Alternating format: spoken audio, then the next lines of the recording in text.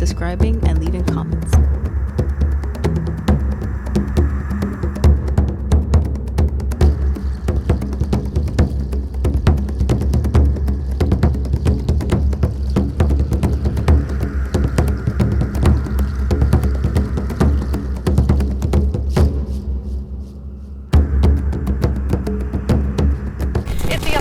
Snowman leaves you cold and the monster of Loch Ness excites you less, sit up and listen. This is the story. The legendary Bigfoot is on solid ground, and we found the prints to prove it. You may have seen this kind of blurry photo in books or on screen before as evidence. It's only movie of the week material compared to the latest findings. A growing number of serious scientists are, as of this week, leaning more to the belief that not only did Bigfoot exist in the great Northwest, he's back, and our Krista Bradford has been on his trail.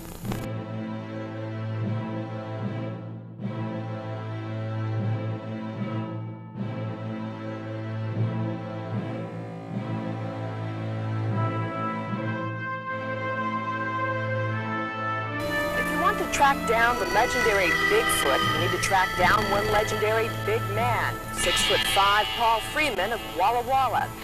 He became the local expert after he claims he came face to face with the creature back there in the Blue Mountains some 5 years ago. For just about as long, though, he's refused to talk to reporters from out of town. That is, until now. Yeah! Well, I was up here doing my patrol, routine patrol, once a week in a pickup, and I come around the curve and an old log spur up there walking, and this creature just stepped out into the road right in front of me, about 60 yards away. He didn't do anything. He just stood there and looked at me for a minute and kind of acted like it was going to jump on me, and hair on his shoulders and stuff stood up, and I started backing up, and then fell down. My heel hung up on a rock. You had to be pretty frightened. Yeah, I was kind of frightened. I never had seen anything like that. Just a big, hairy, about 7, 8 feet tall, looked like a prehistoric man, but he had hair all over. Just like a man, except it had a lot of heavy hair on his face, like somebody with a beard. Paul Freeman is a former ranger with the U.S. Forest Service. He says he is former because after Bigfoot walked into his life, he was handed his walking papers. Seems his employer, reporters, and the public at large did not believe in Sasquatch. Well, neither did Freeman. Now, you didn't want to be a Bigfoot believer, did you? No, I didn't believe in it at all. I used to make fun of people when somebody mentioned it, because I've been in the woods all my life. I've trapped. Kill lots of bears and everything. I never had seen nothing like that. But it made a believer out of me, I know what I saw. And I've been hunting ever since. And just days ago, that hunt discovered something remarkable. Big footprints lasting for more than a mile in a remote ridgetop. Tracks left not by one, but by what appears to be a whole family of Sasquatch. A youngster, a teenager, an adult male and female. It was just 17 inches long and 9 inches wide, right at 9 inches wide to follow the foot. That's a big creature. Countless sapling pine trees were snapped in two. The beast's reported mating ritual or territorial marks. You just don't grab hold of these and break it off, Me or 2 of us or 3 of us, I bet all 4 of us can't break that off. The same crude pruning was spotted near footprints in the mountains of California. Yet on the remaining branches, an even rarer sign, strands of hair allegedly snagged from the Bigfoot's powerful arms, long, reddish, human-like hair. A handful of it was found caught in the bark of a tree where Freeman speculates Sasquatch gave himself a good back scratching. And just a few steps away, boulders and, yes, even a tree trunk were tossed downhill as easily as the morning newspaper. All this in a theoretical search for grub. Right on down here, there's that bed we found. Right here in the dark timber here. Freeman believes this forest creature needed creature comforts. He said here it fashioned itself a bed of pine needles and branches. Researchers removed much of the evidence for further study, but it is a sight Paul Freeman will never forget. Never before has so much evidence been found in one place.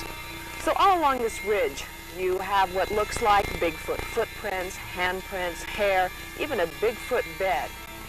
But how do we really know there is a Bigfoot? If we're so smart, how can we miss Bigfoot?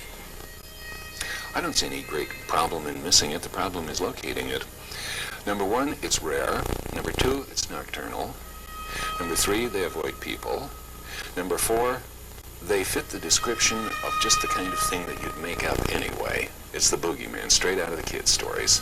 And like the boogeyman, legend has it that Sasquatch makes frightening sounds. Dr. Grover Krantz says he heard it himself once during his 20 years of research on Bigfoot. And some campers this month heard the loud screams or whistles, reportedly so loud a human could not reproduce it. That led to the discovery of this apparent evidence the creatures left behind. There were some campers nearby, not within sight of this, but within sound, who heard the creatures, got spooked by it, and started up their car and left, which I think in turn spooked the Sasquatches, who then went on. Is it shy? A little bit on the shy side. Here at Washington State University, the associate professor of anthropology found the answers for skeptics on the other side of his magnifying glass. Dermal ridges, fingerprint-type lines and swirls, and the footprints 1/2 millimeter apart. He said one police investigator found them impossible to fake. The first police investigator that studied these said on visual examination that had to be an awfully good man. He's in the wrong business. He should be counterfeiting. Then the same policeman studied them in more detail and saw that along the ridges, every 1/2 millimeter, there's a little sweat pore, and some of them are bulging around it. And then he backed off and said, no, that wasn't a counterfeiter or someone capable of counterfeiting. That's too good. In examining his plaster casts of the big footprints, he learned even more. Real feet arch differently. The toes spread differently while walking. A fake foot stamp wouldn't show those precise variations. But what convinced Krantz was a heady formula involving leverage, weight, and height. In theory, for Bigfoot to be able to walk, his ankle should be further forward on his foot than a human's to accommodate his size. Krantz says his theory and formula match the evidence perfectly. Could this be a hoax? If it is a hoax, it's a hoax that's about 300 years old, and that's been carried on from year to year for some strange reason. But the history is something which, in my opinion, cannot be faked. There are records of these things in the archives of the Hudson's Bay Company, the Northwest Fur and Trading Company of the Northwest here, letters from missionaries, miners, the first settlers. This sort of thing can't be faked. It's too difficult. The earliest record is 1774 about some Indians at a place called Lake of the Woods in Canada, I think that's in Saskatchewan, capturing one of these things and offering to sell it to some settlers there, hoping that it would be bought as a circus exhibit. In the winter, he is an expedition guide in the Himalayas. He researched the abominable snowman and concluded if it did exist, it was now extinct.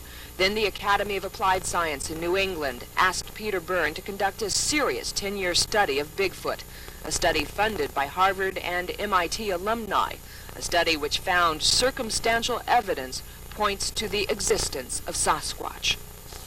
You see tracks like this and you see the evidence. Is it conclusive? It's not conclusive, no.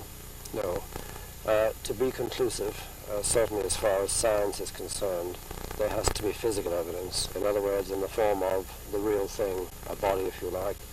It builds to something that's being very close to conclusive. Here in the Blue Mountains, Bigfoot believers won't have proof positive until they have Bigfoot, but they can't get scientific funding to find him until they've found him.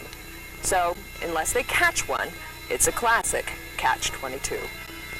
Always, I'm all time watching, you know. You couldn't reach one like over there on that ridge, but you might get a picture of it, you know. If I'm going to shoot one, I want to kill it. In the more than 1,000 reported sightings of Bigfoot, not once did it attack man. Yet men like Freeman feel they have to bag one in order to clear their name and their debts, and to prove not only that Bigfoot exists, but ironically, that it may be an endangered species. I would not like to see one shot or captured.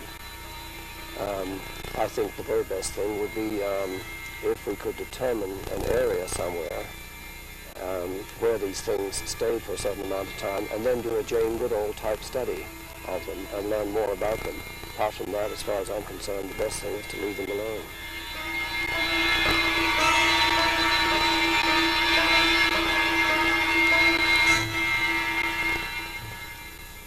Certainly makes you wonder. Back after this with the